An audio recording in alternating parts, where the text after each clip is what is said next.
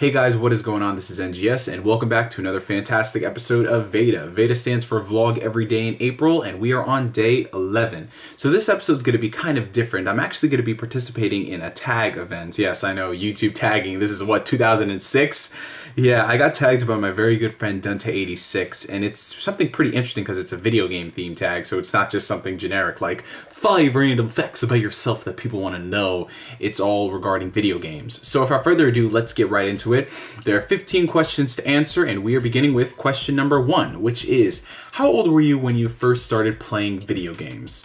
Well, to be honest, this question's pretty strange because I have different experiences when it comes to actually playing games. The first time I experienced like a video game console was, I'd say, around the years of 3 to 4 years old, around that range, but I really didn't start appreciating gaming as a whole until I was much older. I'd say around 9, 10, 11 is when I started getting heavily into games. That's when I was playing a lot of the N64, I was playing a lot on the PlayStation 2, and from that point on is when I really started investing a lot into gaming, especially when I got older and I was able to start buying a lot of the games myself. I went back and played through a lot of what people would consider old school games in addition to the new age of games and all that stuff. So if you're asking when I first played video games, I was around 3 to 4, but I didn't start investing heavily into them until I was like 9, 10, 11. So moving on to the next question, question number 2. What is it about video games that you love? When it comes to video games, what I love about them and what separates them from movies and music and books and television shows for me is how interactive it is. Because your experience playing a video game is not just going to be whether or not you liked it or not, but how you played the game. Your experience could differ exponentially from another person if you're playing a certain video game, and that's what I love about it, because you're always getting a different experience depending on who you're talking to, and there's so much longevity that comes out of video games. You may think that $60 for a game is expensive as opposed to a $20 Blu-ray, but when you consider all the amount of time, all the hours that you get out of a game, almost all the things that you can do in a game as opposed to just watching a movie, there's so much content that is worth the purchase. Of course, this varies on a game-by-game basis. I just got a text message, sorry about that. But yeah, that's what I love about video games. I love that you could be immersed in this interactive universe that is just ever growing and it's always changing, and there's just so much to have you coming back for more. Question number 3, can violent and graphic video games be a bad influence on people? This question is very controversial depending on who you talk to. Some people say yes, some people say no. This question should not be up for debate. The answer is yes. Violent video games can affect certain people. Now hold on a second. Knowing me, you know what the hell are you talking about, Neo? You're such a hypocrite. No. Violent video games can affect people the same way violent music can affect people, violent movies can affect people, violent books, television shows, speeches, all of that stuff. It can affect certain people. There is no denying that whatsoever. Now, when you go from person to person, of course it's going to be different. I do think that it all comes down to the person at the end of their day, their mental psyche, their mental health, and how they will interpret something. Now, I don't think it's up to the extent of like Grand Theft Auto, you play that game and you're automatically a mass murderer. You play Call of Duty and you just want to go out and start a killing spree. I don't think it's to that extent, but yes, there is some validity to that stuff and having people going out and doing violent things. Now, does it cause that stuff? No, there have been studies that have been shown that show that violent video games do not cause that. But can it have an influence on people? Yes, it can. So just because something has an influence on something doesn't mean it can cause that. So yes, the answer to that question is they can be a bad influence on people, but it all depends on the person. And to be honest, when you're hearing all these reports from the media, it's more often than not kids who are involved playing these games, and that's where the parents have to come and put their foot down. I don't care if you think that your child can handle it or not.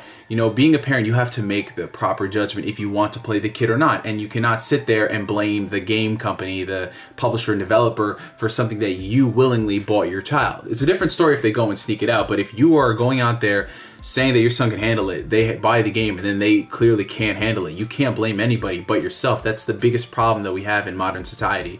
People do not want to take responsibility for their actions. They want to talk about all of this stuff, but when push comes to shove and they realize that they're to blame for this, it's, oh no, it's not my fault, not me.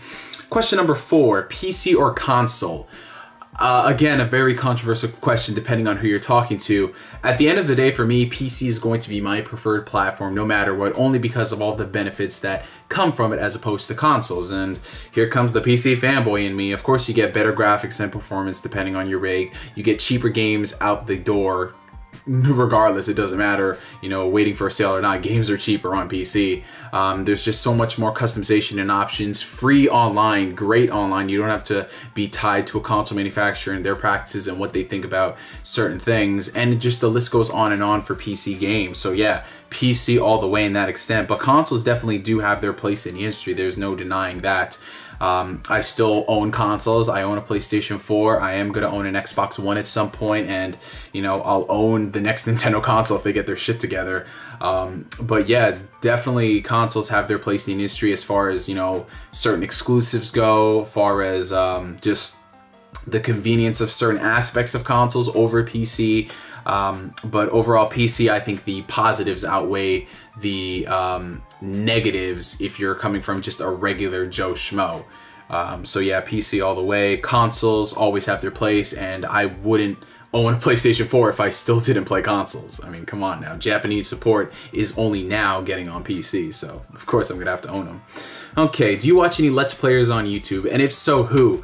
When it comes to Let's Players, I'm not a person who really spends too much time watching them. I know it's sacrilegious, you're supposed to watch a particular Let's Player, but I really don't. I can name all the Let's Players I watch on, you know, one finger, and the only Let's Player that I really spend a lot of time watching is Markiplier. Markiplier is my favorite Let's Player.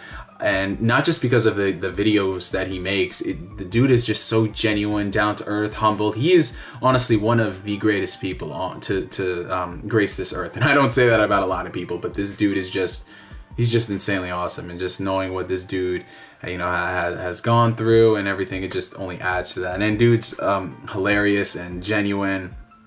And he's got a great voice too. That dude, if he ever, you know, wants to branch off from YouTube, get that dude into voice acting, or at least talk radio. Just do that. I think everybody would enjoy that.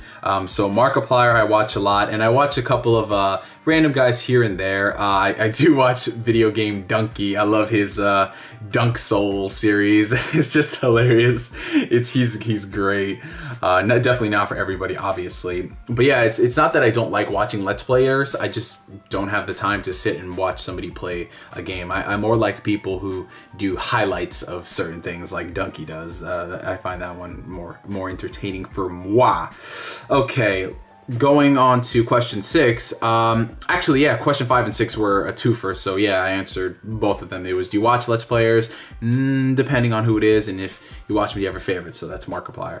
Okay, question 7. What is your favorite genre of games? This one always changes every generation for me. It's like every generation there's a popular game genre that everybody clings to. Like one generation it was RPGs, another generation it's shooters, another generation it's fighters. For me, it always changes. At the beginning of the start of the 7th generation, my favorite, I would say, my favorite genre was first-person shooters. I was playing a lot of them.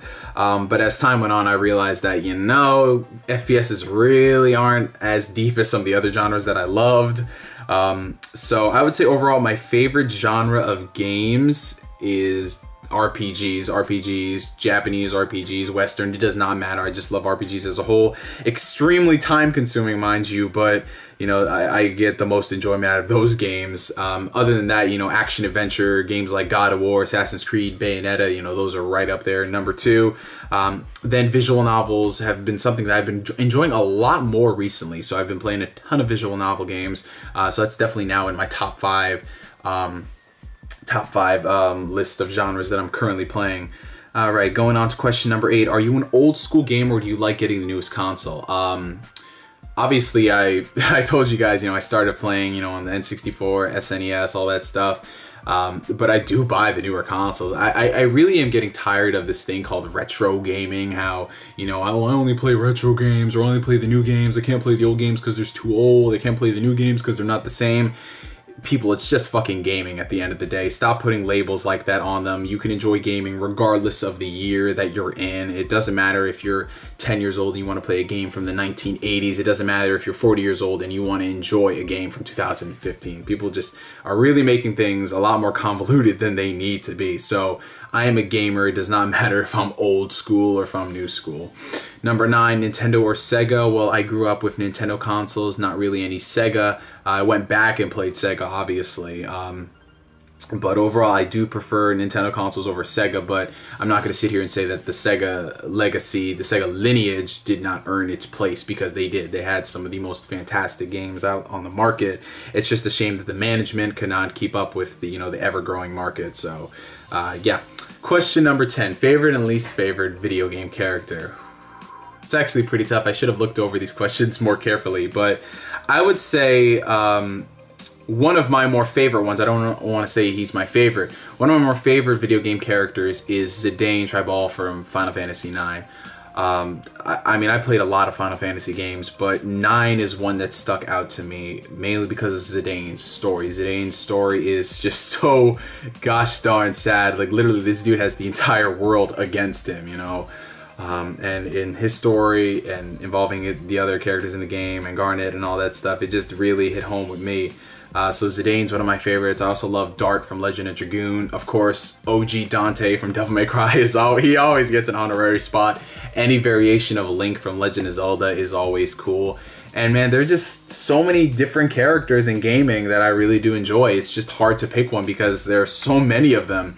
Nathan Drake, obviously, I love that dude. Well, he's not one of my top 10 favorite characters. I do love Cole from Infamous. He's just so down to earth and gives no fucks whatsoever. He's cool. As far as least favorite video game characters go, for the sake of not being too gosh darn controversial, I'm just gonna say one. That fucking nigga Hope from Final Fantasy 13 can eat multiple dicks. Alright, next question. We are going on to number 11. Are you a Let's Player? And if yes, what influenced you to make a gaming channel? I guess you can consider me a Let's Player because I actually did finish one entire game. I did an entire Let's Play of BioShock Infinite. But no, I am not a Let's Player. I've dabbled in Let's Playing before. I've started Let's Plays that have never gotten finished. Some of my fans will know. When's Jak and Daxter gonna be complete? When is One Piece Pirate Warriors gonna be complete?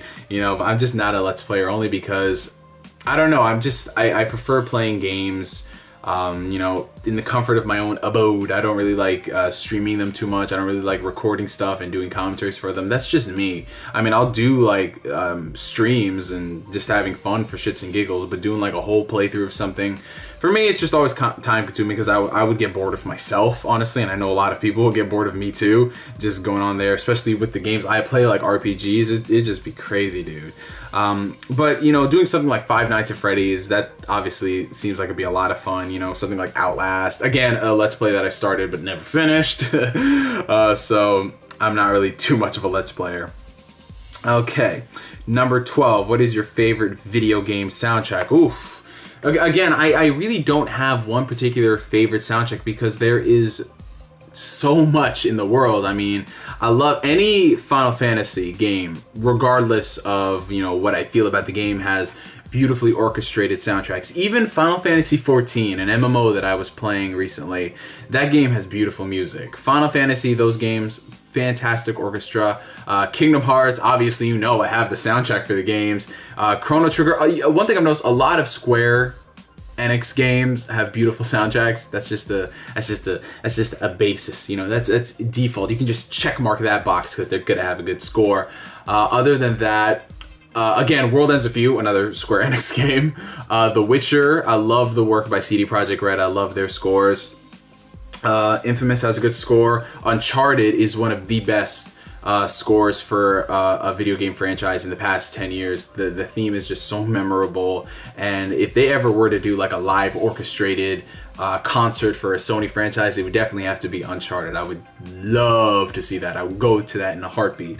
Of course, any Zelda score is going to be great. Smash Brothers, the new one that came out, my god, is that music God's here right there. This is what I really love about gaming. Not only are you getting an interactive experience, but you're also getting beautiful music attached to it. You can go from playing a really awesome game like God of War, Devil May Cry, and the music that really just pumps you up and gets you into the action, going from that to something like LA Noire with its beautiful piano themes. It's just another reason of why I love gaming. Music is such a big part of it.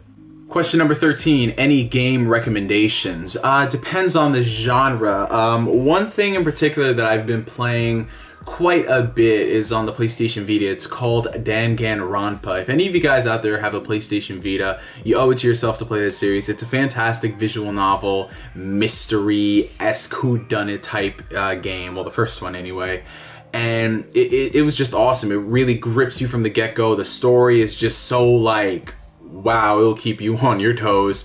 Danganronpa is a really great series that I've been playing. Obviously, if you haven't played the greats, like, you know, classic Nintendo franchises, classic Sony platformers, of course, Halo and stuff, you know, those are just like the general guidelines and, you know, things that you do need to play.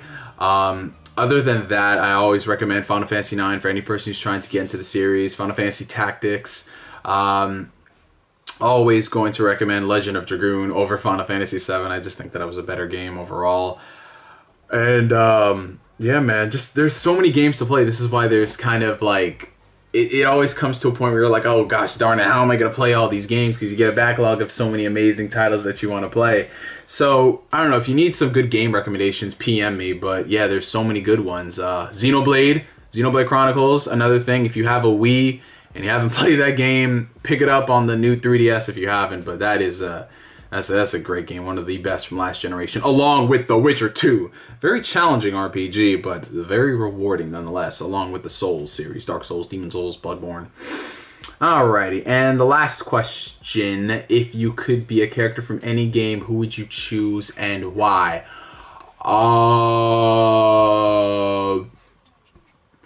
Yeah, because I'm actually thinking back, I mean, while I love a lot of these characters, I would not want to go through half of the shit that they go through on a daily basis. It's just like, oh no, man, your life just got horrible. You got me fucked up 6 ways from Friday.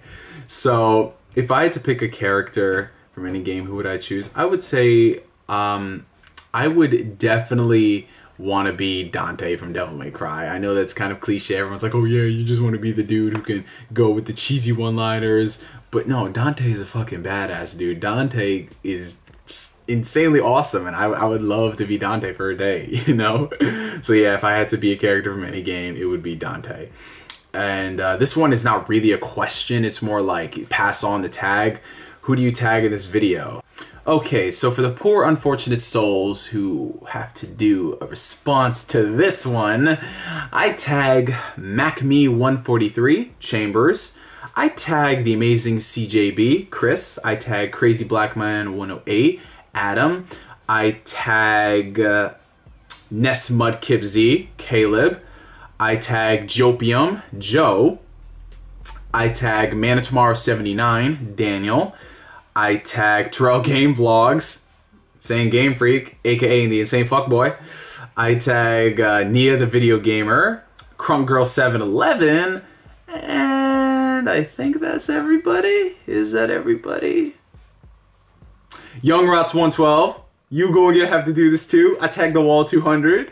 And I tag Mookman24. I want to see a video from you, Maddie. And that is everybody. I know I just tagged like 3 videos worth of people, but yeah, I want to see those responses, people. And if you don't, I'm forever alone.